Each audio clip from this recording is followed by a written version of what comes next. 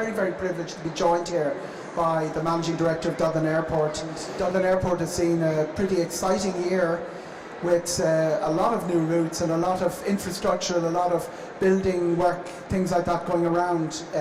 You'll notice anyone who's been through the place will have seen a lot of ladders and hoardings and things like that over the last 12 months. If you even look back at a picture of Dublin Airport Terminal 1 especially a year ago with the big sign, the old big sign still hanging over it, it looked much as it had done since the early 1990s. All of that has changed, and I must say, as someone who's through Dublin Airport on a weekly basis, the customer experience has changed massively as well.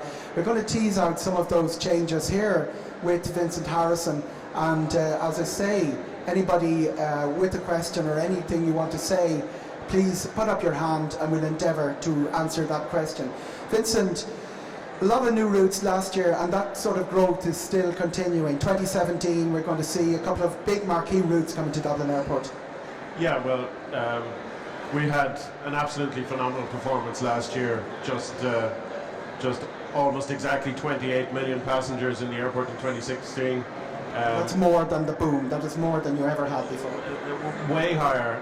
We were thrilled in 2015, and funny enough, it was literally on the last day of the year that on the 31st of December that we broke through 25 million passengers.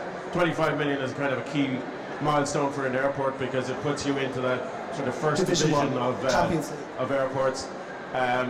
And we could see there was momentum continuing on, but to add almost 3 million passengers more the following year, 11% growth, has knocked us out as well as everybody else in terms of just the demand, both in and out of the country, whether it's for business, whether it's for leisure. And already we can see, we haven't finished January yet, but we can see business is still very strongly up in January. Traditionally not a terribly busy time for travel, so we can see momentum is continuing.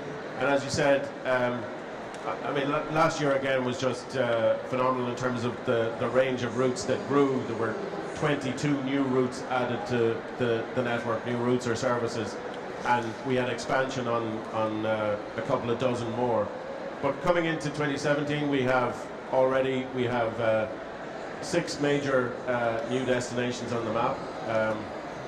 A couple of new airlines coming that so we have seen in the airport. As a new airline, we have Transavia coming in, serving Munich. And in June, we will see the third of the big Gulf carriers, Qatar, coming in to provide a daily service to Doha. And with all of the extra connections you get on there through the Middle East, which people are familiar with, the other 2 carriers that are on Emirates and Etihad on that regional area. So connections into other parts of the world to put us on a one-stop to pretty much anywhere you want to go to. But obviously we also have 180 direct connections from Dublin, and new ones coming on stream there with Aer Lingus starting Miami. Just adding to the portfolio that we have. That comes in September. Doha June, Miami September. They're the 2 marquees. Aer Lingus are also adding Porto and Split, and also more growth in America with Delta adding a service to Boston. So, one of the key things for Dublin is not just that we have connectivity to locations, but also that we have great competition. And as you know, competition helps keep everybody on their feet, keeps the fares at a level that further encourages travel. And is that it for 2017? Is there a chance of another airline coming in? I mean, there's some media suggesting during the week that you were courting or looking for WOW to transfer or to bring activities to Dublin as well as Keflavik, or maybe even replace it. And also there's been a long-standing suggestion of a route to Beijing. Yeah, well look, we're talking to the major carriers all the time. We've got clear demand to parts of the world that isn't being serviced at the moment. We're very well covered into transatlantic destinations, not so well covered into the east. We've got good connectivity via hubs, but we don't have direct services into places like Beijing. Some of the ones that were talked about a few years ago that seem to have slipped down off the radar a little bit, like into India, into Moscow, etc. So we're working with a range of they're carriers. still on the agenda. They're very much on the agenda. In this business, it's not just a function of whether the demand exists. You're dealing with airlines that have aircraft delivery schedules. They're looking at multiple options. So we're very confident that the timing on a lot of these will come right in the near future. And what would be your wish list? Of the routes you don't have, would you name 3 or 4 places you'd love to see services to? I think from an inbound point of view, China is a market that is just going to become huge. There's a growing middle class there. There are hundreds of millions of potential visitors to parts of the world. The majority of them are still going to places in Southeast Asia, and let's call them the marquee European destinations: Paris, Rome, London. But those passengers, when they're making their second, their third trip to Europe, are really looking for destinations like Ireland that are going to be different to what they experience from cities. Beijing is a huge potential from China. Beijing would be the first place. Other cities like Hong Kong in the region. We also have, huge outbound. Which is located to the right of the main hall, and everybody is welcome to attend. That's competition from Catherine Thomas, so great. But we also have big outbound demand to places like Bangkok so Bangkok for direct summer, would be so nice, yeah. That would be another one. They have a daily to Oslo, so why can't we have one? Yeah. Exactly. And is there anyone else that I'll throw into that list? I think another area that we would like to see connectivity into is South America. Okay. Places like Sao Paulo now, we're seeing the drivers of demand aren't just tourism in both directions, so that you've got ethnic travel, visiting friends and relatives, so you've got increasing numbers of people from Brazil living in the country. All of those things add to the package that helps us to say to an airline, this is sustainable business, you're going to make money from it. It mightn't have been top of mind until we came and talked to you about it, because these international airlines are maybe looking at 100 possible destinations, but our job is to really show that market is that you could deliver. It's a really and you're in the transfer business seriously for the first time in Dublin's history, aren't you? We are. We've seen I suppose our highest rates of growth across any of the business sector. Over 25% growth last year, following on from 30 and 40% growth. That really means routes are viable that would not be viable. Absolutely. Stuff that could never be supported. You can now say to airlines, it's possible to fly Dublin to wherever it is, because we're going to have transfer passengers. Yeah, I mean, clearly the largest airline in the connecting market in Dublin is Aer Lingus, and they've made no secret of the fact that they would not be able to expand at the rate that they've been growing simply on Irish US demand. So having the credibility that a route could maybe have 50% of its occupants who are travelling for other purposes to get to other places, have a very good, seamless connecting product. Obviously, US pre-clearance is a huge added factor in that. You land on a domestic flight in America, you're next three gates down from where you're taking off to. It's amazing. Yeah, really, so whether you're onward connecting in the US, it's easy. Whether you're somebody that lives in somewhere like Edinburgh, and previously your option might have been to fly in the wrong way first to go to Amsterdam, and then maybe fly back over your house a few hours later. If you come to Dublin, you're going to clear pre-clearance in the time that you do your connection, so it's not have to queue for an hour the other side. Straight out to the taxi then when you arrive in New York or Boston or wherever. Which raises a question, Vincent. Aer Lingus is very easy to track what's going on transfer-wise. How many people are self-connecting, or can you even count those? Because we've a huge Ryanair network into Dublin, and none of these can buy a ticket with Delta or United or anyone these guys are clever. Like a lot of our people in the hall here are clever at finding the best prices. Are a lot of people self-connecting that you can't actually track? Yeah, we don't have formal methods of tracking them because they are. It's a rhetorical question. But what we can see from some of our data is where, think people might be familiar now with the clocks that tell you what time security processing operates on. How they actually operate is just picking up signals from people's mobile phones and registering how long they take. So we actually have that technology in immigration, and we can increasingly see that there are people. We can't identify who they are, but we can see that there are people that are coming through on an arrival and turning up and going back through security maybe a couple of hours later. Now, that's a self-connect. That's probably somebody might be looking at a Ryanair flight and perhaps an Aer Lingus or an American carrier. Warsaw to Dublin and then join. Yeah. Exactly. Now, I think, you know, you've obviously reported on, and other people have reported on, ongoing talks between carriers, not just in Ireland, where I think the low-cost carriers see that they can perhaps more efficiently feed long-haul carriers. Michael O'Leary's press briefing this week said March, if people might have picked it up, there will be a deal where Ryanair will feed Aer Lingus. I'm not there are obstacles to be overcome, and Michael's always sees the obstacle being overcome faster than it actually is, but it will probably be happening at some stage this year, that Dublin's transfer potential grows, and that's good news for you in terms of being able to go to somewhere and say a Sao Paulo route is now more viable than it would be just out of Ireland. Can you handle the growth, Vincent?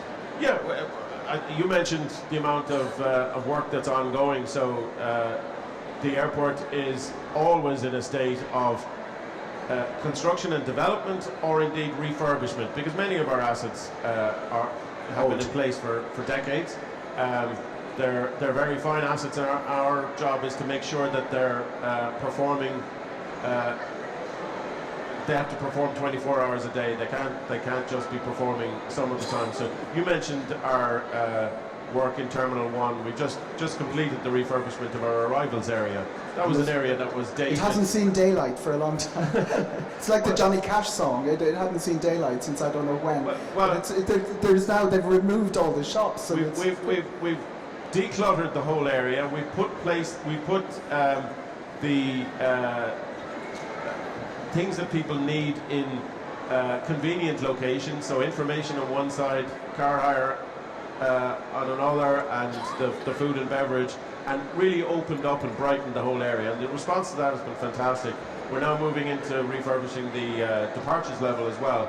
So those are the things, and those are the sort of things that then enable us to work with a carrier like Etihad, a 5-star full-service carrier, who previously might not have been encouraged to operate in Terminal 1, and just last Tuesday they started operations in Terminal 1. That's their new home, and they're absolutely thrilled to be there. And you mentioned tracking the security queue times, your app. Yeah. It's amazing what's been happening. Tell us about the app. Yeah, we have about 250,000 downloads of our app. We have a lot of information on it to enable people to book their services, book car parking, book any of the other products that we sell, like Fast Track or lounges, but also to give people information. Wayfinding information is always important. And right on the front page, at any point in time, it will tell you how the security queues are performing at the moment. So if you're on the bus to the airport, or you're driving to the airport, you can see, and it really puts people at ease to see security queue 5 minutes at the moment, or under 5 minutes. That de-stressing before you get there to say, I don't have to worry about the time I'm going to need to devote to the different activities. Parking the airplane gates, all of that, they come under pressure at a certain time of the day. Any way around that? I know, will we see the 300 gates being used for wide bodies? I know Etihad, is it next week Etihad are moving from? They actually moved last week from and are using those gates, yeah. So yeah, we've increasingly had wide body activity on the 300 gates.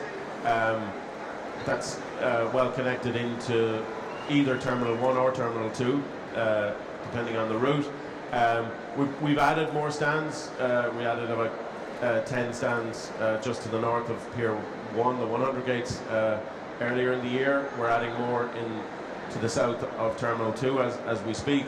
So that's a constant requirement. I think people mightn't appreciate that with two really large based carriers, Ryanair and Aer Lingus, whose centre of operations are at the airport, we have the equivalent of 90 aircraft either sleeping overnight at the airport or arriving in that first wave. So the main requirement is to get those aircraft turned around. They're earning money for the airlines if they can get away first thing in the morning and do a number of rotations. So that really means that 25-30% of our business is typically done before most people have got out of bed in the morning. You have you have new gates coming at a remote facility. What happens? You'll get bussed out to those. How's that going to work, and when is that coming on stream? Yeah, we're bringing that on stream towards the end of the summer, and that really again is to enable growth, but to enable efficient operations. So we will have a remote pier quite close to the 400 gates, and there'll be an efficient busing system from the terminal to that area. So rather than the conventional model where a bus will take all of the passengers to an individual aircraft and back, we'll be able to take them more efficiently to a terminal or to a pier facility, and they'll be able to directly board. So you queue at the gate, you get on a bus, you're brought to another terminal, you get out, and then you board through an air bridge. Is that? Yeah. Yeah, great. I'm looking for questions for anybody. And we have quite a few down here. We've one in the second and one in the third row. Just wondering what the situation is regarding the new runway? We've commenced what are referred to as the enabling works for the runway in the last number of weeks. That really involves a number of the preparatory works, getting the site ready. There are some local road diversions and utility diversions. So all that is happening, and we're going to be proceeding to tender stage over the course of probably the next year. It's obviously going to be a very complex project to procure and to tender, but we're our timeline that we put forward earlier last year was for delivery of the runway in 2020, 2021. And what roads are being closed around the airport? There are some local roads that just need to be diverted around the area. As happened before with the... Exactly. And there's a separate thing going on with the resurfacing of the existing runway. Correct. So the main runway that people will be familiar with is actually 27 years old. And with the amount of activity on runways, from time to time they need to be resurfaced. That's a fairly incredible job that happens between the hours of 11 o'clock and 4 o'clock in the morning every night, and that requires, it could be up to 200 people working on the site. They come in and out, get some work undertaken. That'll be happening over the next 18 months, and then the runway is back operational first thing in the morning for those arrivals. So very complex but necessary piece of work. And a question here from the second row. For instance, I got a quick question in relation to Terminal 2. Check-in gates 1 to 26 are used in the morning only, but for the afternoon they're closed. Is that good utilisation of check-in areas? And secondly, in relation to the problems in immigration arrivals over the last couple of months, when is the DAA going to talk to the Garda Immigration Bureau? There's been issues. A video before Christmas showing that 2,000 passengers arrived into Terminal 1 on 5 flights, and there was only 2 immigration officers on. And DAA just, when complaints came in on your Twitter account, it was passengers were fobbed off. Any comments? Okay. In relation to the check-in areas in Terminal 2, what you have in Terminal 2 is one side of the facility is utilised by Aer Lingus, and obviously they have full day schedules that operate through morning to evening. The other side of Terminal 2, we have a range of carriers. But predominantly now the US carriers whose schedule operate to the to US departure times, which typically run from about 10 o'clock to 4 o'clock. Those are the times the pre-clearance are in operation. So later in the evening there isn't the same demand for that side of the facility. In fact, one of the last flights in the evening that leaves the airport is the Emirates flight, so that actually operates from those areas. But you would notice less activity or less demand later in the afternoon in that area. In relation to immigration, there's been a huge amount of work going on and is still going on with the immigration services at the airport. In Terminal 1 last year, and after a lot of engagement between ourselves and the authorities, the operation was civilianized. So you will see the staff of Inish, quite distinctive uniforms. They man the booths. We're investing with them as well in automated technology to improve the throughput processing. They've been in a position to staff up in a manner in which the Gardaí, when they were operating, were unable to. Obviously, from time to time, depending on arrival patterns or weather or disruption elsewhere, the schedule that approaches them and the rostering can have difficulties, and those are things that we need to manage on a day-to-day basis with them, both in terms of getting the passengers through, but also accommodating them if there's a queue. And we're looking forward in the next year to the same process being introduced in Terminal 2, which is still currently managed by the Gardaí. The big advantage of that as well from an Ireland or Department of Justice point of view is it will take Garda resources out of some of these processing activities and free up resources for greater security protection, whether at the airport or in the city. Now, Vincent, the automated immigration gates are actually in between the European Union and the non-EU, which makes it very inefficient to get people through. And a second question related is, are we going to see automated gates in Terminal 2 soon? Yes to both of those questions. Okay. And just what has been in place for the last period of time in Terminal 1 was a trial operation where, in fact, there were two types of gate in operation where the authorities were testing and trialling. They have now moved to a procurement stage to acquire more machines, and as part of that introduction, we will be changing the layout to accommodate that. So the trial lasted longer than we would have hoped for. The location for the machines was selected for a trial as opposed to being the optimal location. So we're expecting that whole layout and configuration to improve as part of that investment. And then secondly, there will be similar machines introduced at the changeover period between Garda and Inish in Terminal 2. So procurement to putting them in place, how long does that take? Are we still looking? Is it that's a matter for the Department of Justice and so it's going to be 2018 really, rather than realistically? No, we're expecting to see that coming into place in 2017, okay. but the dates still need to be firmed up. And have we questions from the floor? We have another one here for the third. We have a microphone coming down to you here now, sorry. Just to follow up on that, will the automated gates or check-in through customs accept passport cards?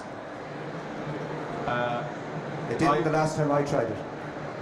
I understand that they will, but we can get some confirmation on that. As I said, the existing ones have been operating on a trial basis, so we're expecting full functionality of those. I wasn't actually aware of those passport cards until I saw one recently.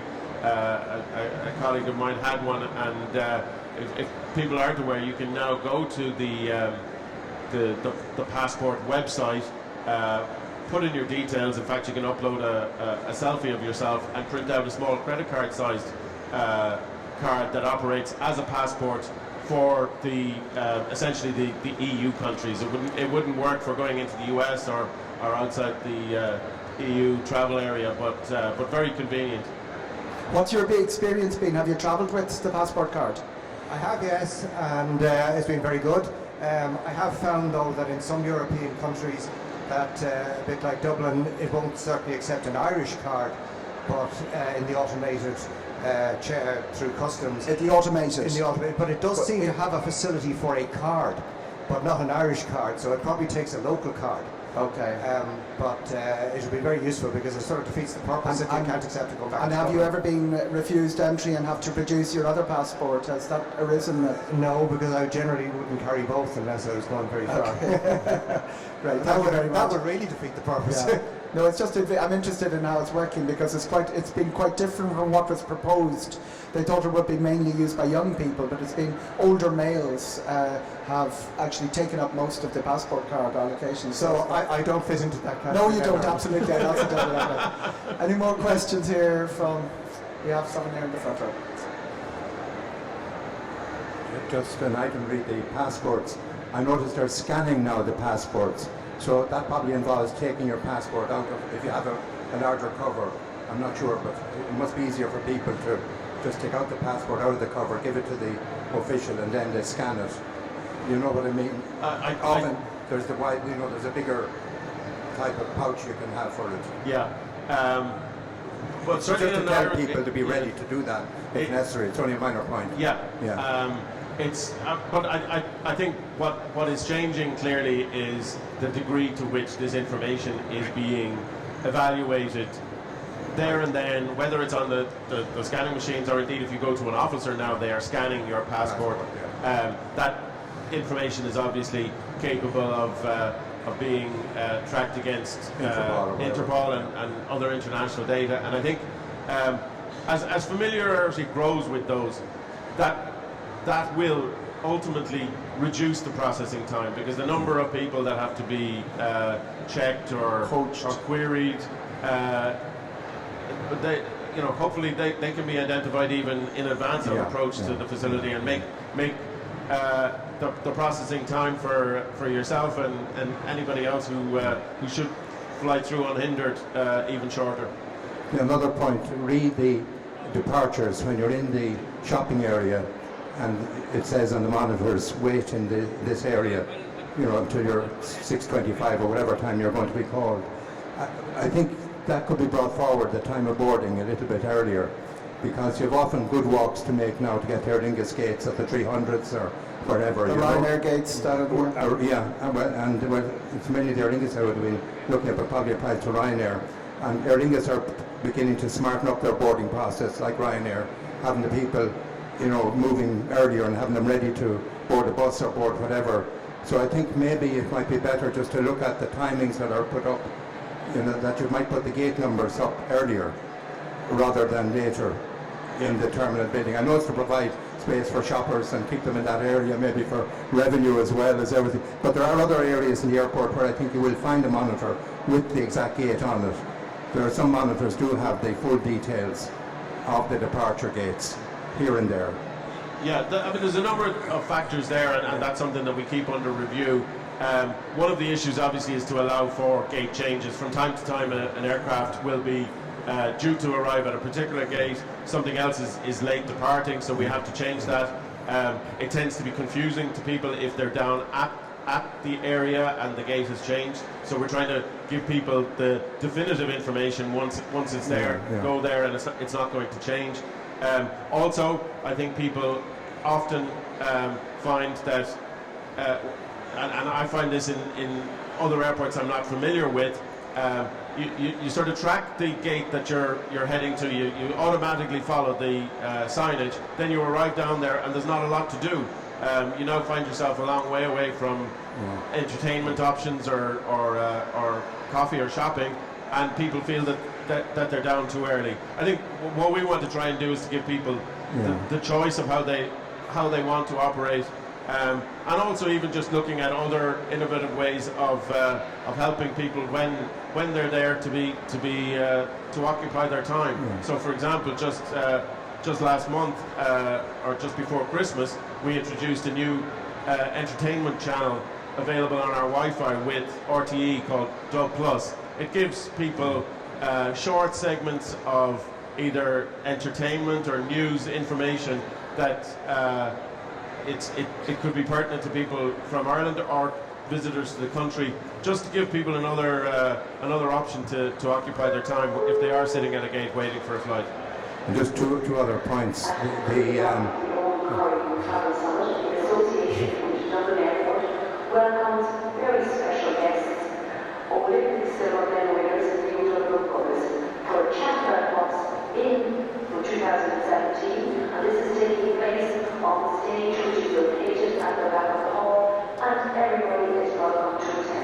Not suggesting that they're more important than Vincent Harris by this time. No, You know where you are now anyway. Yeah, so just 2 points.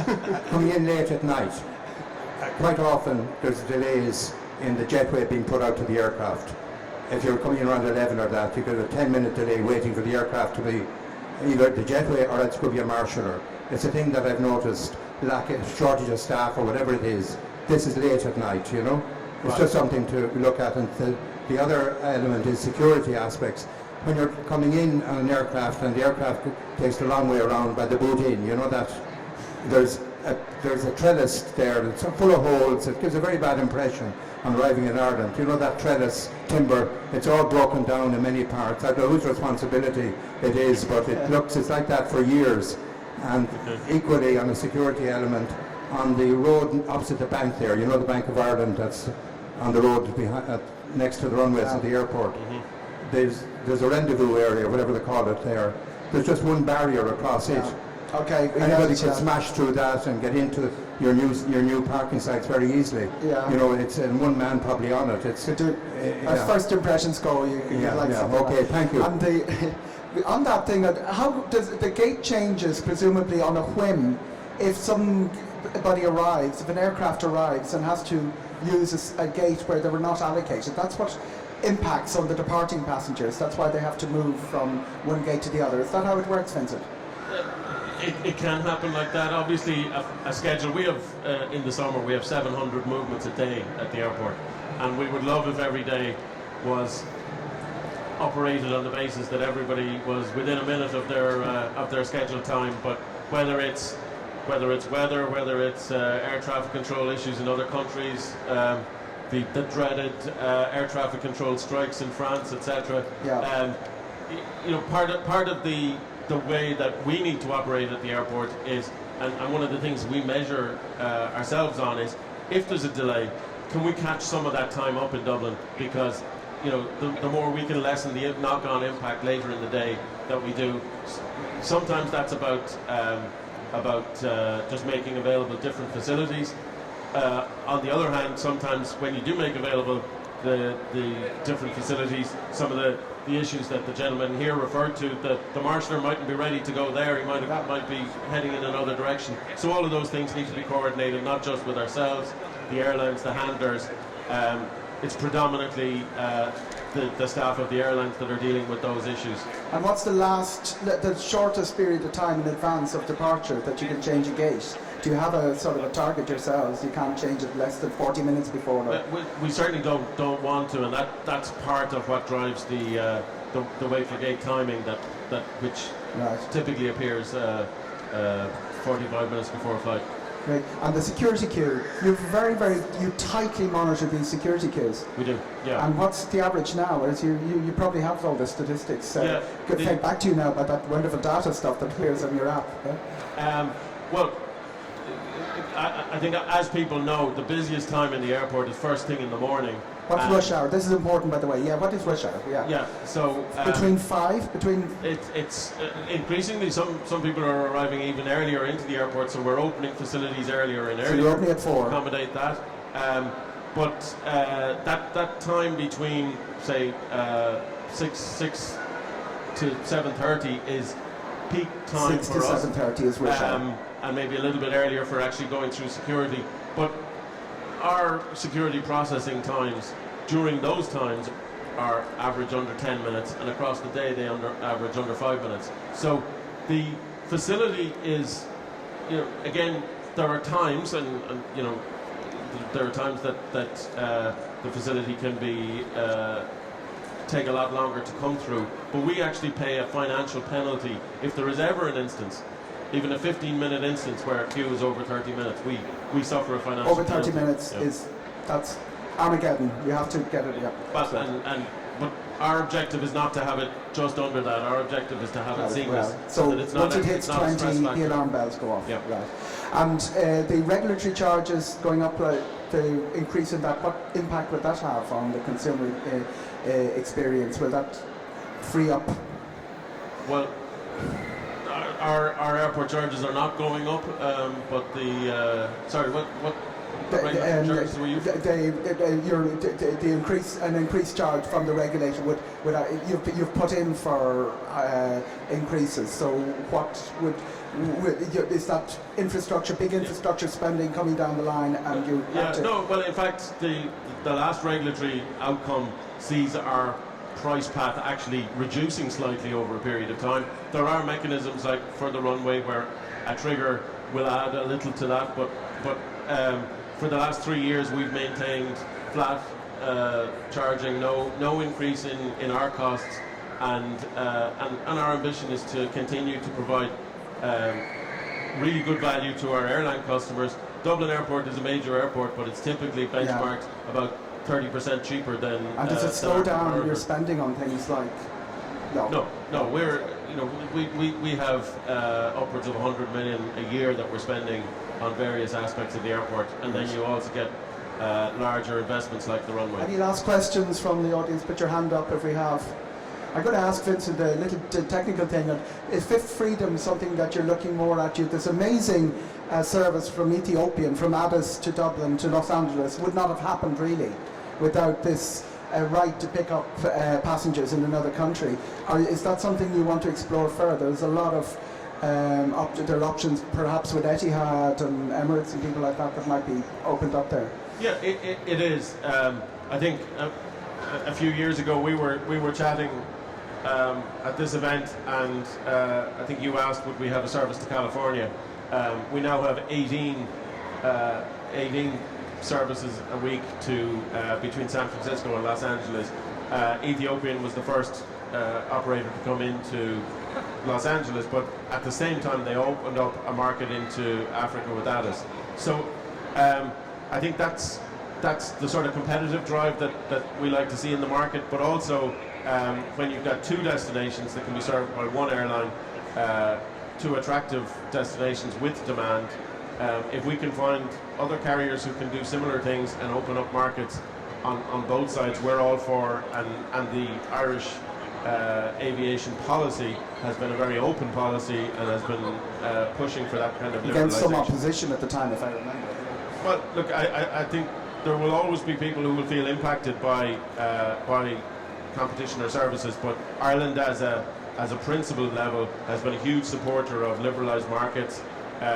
Clearly airlines like Ryanair have really benefited from liberalisation, and I think we're seeing the start of a similar perhaps change with things like low-cost carrier flights to the US. Do you fear for it, Vincent, with the implications of Britain leaving the European Union and the new administration in America? Is liberalisation on the back foot at the moment? There have been concerns, particularly on the US side, with the obstruction of Norwegian licensing as an EU airline, which we've campaigned very strongly on. I think that it's too early to call how the whole liberalisation agenda or the Trump agenda will affect the aviation industry, but thank you very much, Vincent Harrison. Everybody happy? Anybody else? Any concerns, qualms, gripes about Dublin Airport? This is the man. You won't have him for very much longer. And thank you very much for being a great audience. Thank you very much, Vincent. Thank you.